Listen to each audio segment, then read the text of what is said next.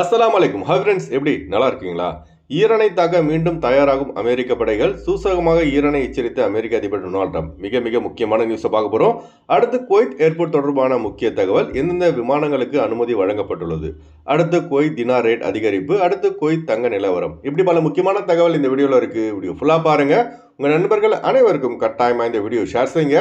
இப்போ வாங்க குவைத்துடைய மிக முக்கியமான நியூஸை பார்ப்போம். ஈரான் மற்றும் அமெரிக்காவுக்கு இடையேயான சண்டை முடிவுக்கு வந்துவிட்டதா என்றால் முடியலைங்க. எப்போ வேணாலும் ஆரம்பிக்க வாய்ப்புள்ளது. இது தொடர்பாக அரபு டைம்ஸ் பத்திரிகையில் வெளியான ஆதாரத்தின்படி அமெரிக்க அதிபர் டொனால்ட் ட்ரம்ப் தனது ட்ரூத் சோஷியல் மீடியா தளத்தில் ஒரு புகைப்படத்தை பகிர்ந்துள்ளார். இப்போ ஸ்கிரீனில் பார்க்குறீங்களா, இதுதாங்க அந்த புகைப்படம். இதில் த காம் பிஃபோர் த ஸ்டாம்னு குறிப்பிட்டிருக்கார். அதாவது புயல் வருவதற்கு முன் அமைதி. அதாவது இப்போ அமெரிக்கா ஈரானை சீண்டாமல் இருப்பதற்கு காரணம் ஒரு மிகப்பெரிய தாக்குதல் ஈரான் மீது தொடங்கப்பட உள்ளதாக சூசகமாக தெரிவித்துள்ளார். ஏற்கனவே போட்ட சண்டையின் பாதிப்பால் இதுவரை பொதுமக்கள் பாதிக்கப்பட்டு தாங்க இருக்காங்க. இதுல மறுபடியும் சண்டை என்ன அவ்வளவுதான் போல. இப்பவே தினாருக்கு நிகரான இந்திய ரூபாய் மற்றும் ஸ்ரீலங்கன் ரூபாய் மதிப்பு பார்த்தீங்கன்னா குறைஞ்சிட்டே போகுது. இதுல மறுபடியும் ஈரான் அமெரிக்கா சண்டை ஆரம்பிச்சா பொருளாதார பாதிப்பு வரலாறு காணாத அளவுக்கு வீழ்ச்சியை சந்திக்கும். இப்போ இந்திய பிரதமர் நரேந்திர மோடி அவர்கள் இந்தியர்கள் யாரும் ஒரு வருஷம் தங்கம் வாங்க வேண்டாம், வெளிநாடுகளுக்கு பயணம் செய்யாதீங்க, காரில் போகாதீங்க, மெட்ரோவை பயன்படுத்துங்க, ஆன்லைன் கிளாஸ், ஒர்க் ஃப்ரம் ஹோம்னு நிறைய எச்சரிக்கை கொடுத்துள்ளார். இதற்கு மிக முக்கிய காரணமே அந்த ஹர்முஸ் கடல் வழிபாதையை ஈரான் மூடியது தாங்க.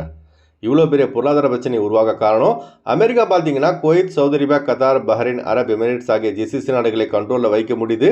ஆனால் ஈரானை மட்டும் கண்ட்ரோல் பண்ண முடியல. ஈரான் இப்போ வாழ்வா சாவான நிலைமைக்கு வந்து விட்டது. ஏன்னா அந்த அளவுக்கு அமெரிக்கா மற்றும் இஸ்ரேலின் ராணுவ படைகள் சேர்ந்து ஈரானை நாசமாக்கிட்டாங்க. ஈரான் மறுபடியும் பழைய நிலைமைக்கு வரணும்னா 10 முதல் 15 ஆண்டுகள் தேவைப்படும்னு அமெரிக்க அதிபர் டொனால்ட் ட்ரம்ப் செய்தியாளர் சந்திப்பில் தெரிவித்திருந்தது குறிப்பிடத்தக்கது. அதனால்தான் ஈரான் ஹர்முஸ் கடல் வழிபாதை கடக்கும் ஒவ்வொரு நாட்டின் கப்பலிடமிருந்து வரிவரிசல் செய்து வருகிறது.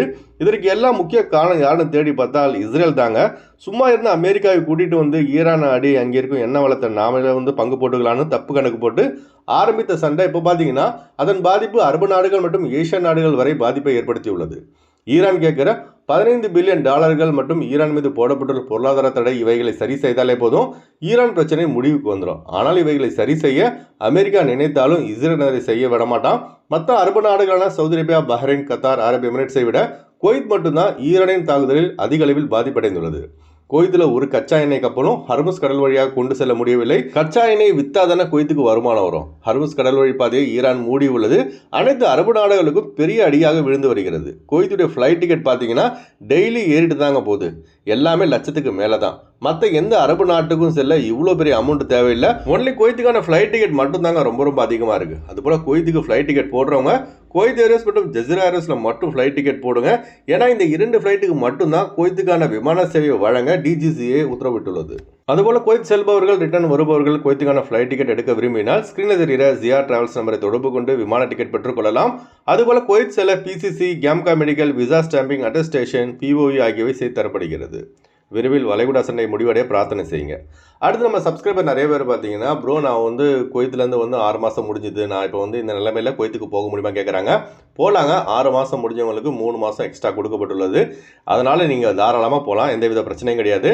அதனால் ரொம்ப டைம் எடுத்துக்காதீங்க. 6 மாதம் முடிகிறவங்களுக்கு 3 மாதம் எக்ஸ்ட்ரா கொடுக்கப்பட்டுள்ளது.